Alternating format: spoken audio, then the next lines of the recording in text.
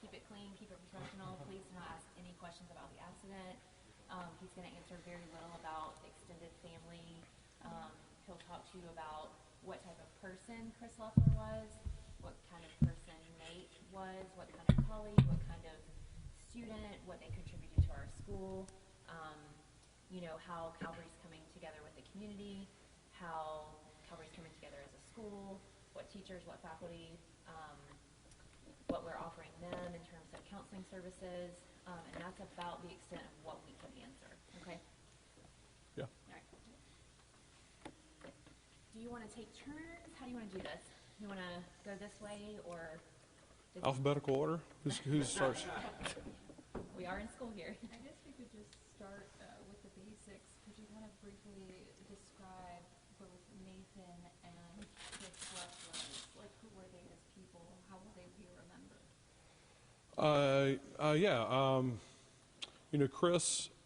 Chris had a career before teaching, so this was a second career for him. He had had a successful career as well as his wife Lori was super successful in the professional world, and so he came to teach. He came to teach 8 years ago with me, and he had traveled down here to work at Calvary. And Nate and Chris were. Chris did a great job. He and Lori did a great job of raising great kids. They're just ordinary kids, but I would say what they're extraordinary at is being great kids. So his kids were well involved in the schools they attended. And Nate was a kid. Every kid who I've asked has said, I wish people would just remember what a great person he was. And I think that's a testament to how Lori and Chris raised their children. And as far as resources, I know school is out. What is Calvary Day, doing, helping students, faculty, and just parents in the community help with this morning, especially the students? Yeah, so we've had counselors and pastors on campus for our students if they want to come in and just give them an open and safe space to talk through what's going on. I know back in Alpharetta they're doing similar. He was been here for 5 months. He spent a long time up there and had great connections and great relationships with kids and peers and teachers and friends.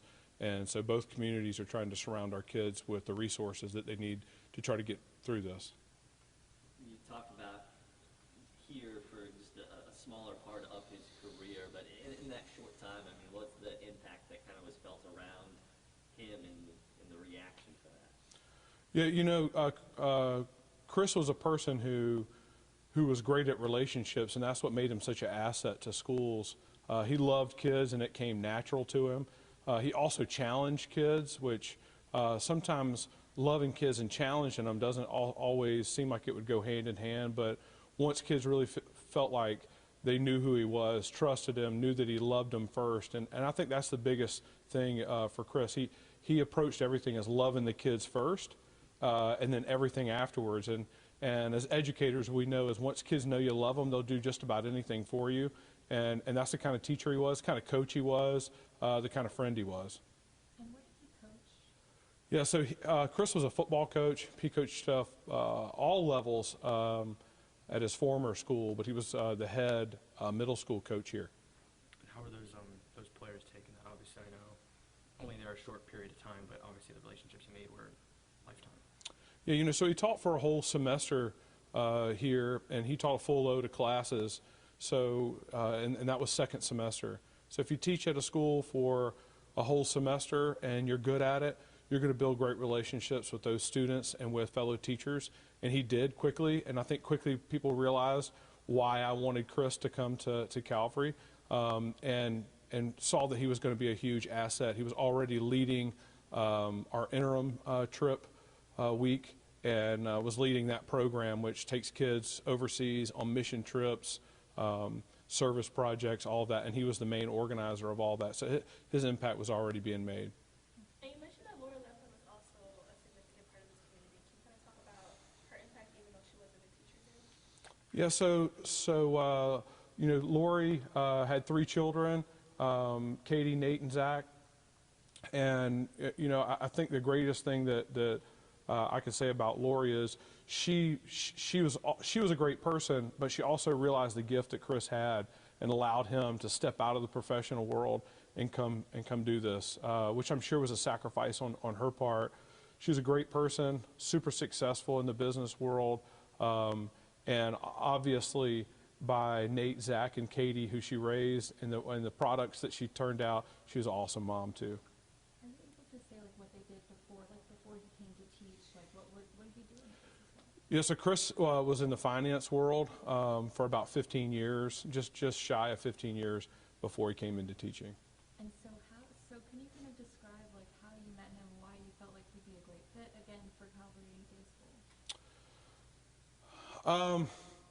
Chris came to Kings Ridge to do his student teaching. He didn't plan on staying at Kings Ridge. He was going to go teach in the public school. And so he came to teach at Kings Ridge.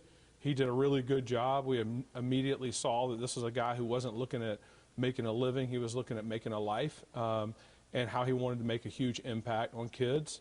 And so we kind of snatched him up, and he taught 5th grade at Kings Ridge. And then he moved into the upper school and taught 9 through 12. He was a dean at Kings Ridge, and then in January moved down here to join us at Calvary. You talked about the professional relationship. I mean, obviously for you, it's got to be personal as well, I assume. What's that been like for yourself?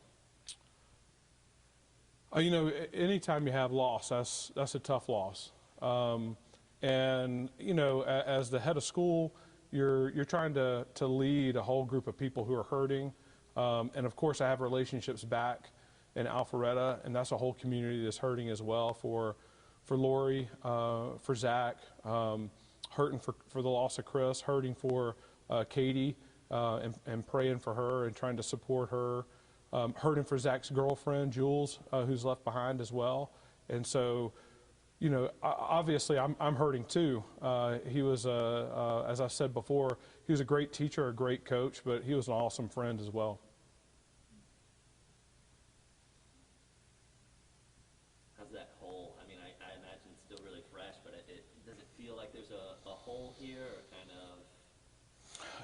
of? To be really honest with you, how we're trying to improve as a school, and a school culture, and fighting some of the things that have become the norm.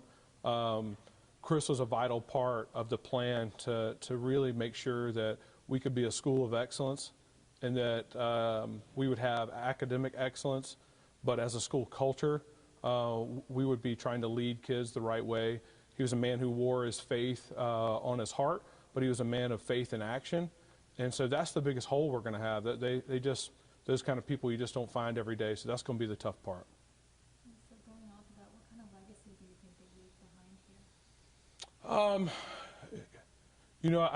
here? I think his children have their legacy that they'll leave behind is they were good boys. They loved their mom and dad. Their mom and dad loved them. They loved their sister. Even though I may not have been the principal or the head of school for the older 2 children, I knew about them because of Nate and Chris and Lori talking about them. And so the legacy I think they leave behind here as a school is that whole idea of faith and action. Chris was not a guy who was just going to tell you how you should be living your life. You could just watch him and you knew, hey, I probably should be living my life that way. And so he led by example, and I think that's a legacy he'll leave behind.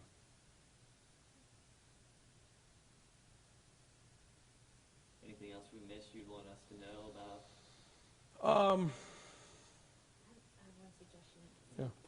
He didn't mention that he was at Kings Ridge previously, Yeah. so that's how that correlates with that. I don't know if y'all Okay. Yeah. Yeah, the only thing, and if there's one thing, there's people left behind, right? It's a tragedy. There's people left behind. That I think the number one concern about the people left behind is Zach and Nate and Chris and Lori are gone, and there's still people hurting here. And so that's our number one concern. How can we support them, and how can we surround them And if the community wants to do anything, that's what our focus on. Our school community is focused on those who are honoring those who are gone and focus on how we can support those who are left here. And any message for Katie? I know she didn't go here, but. Yeah, I don't think so. Good. Yeah. All right, thank you guys.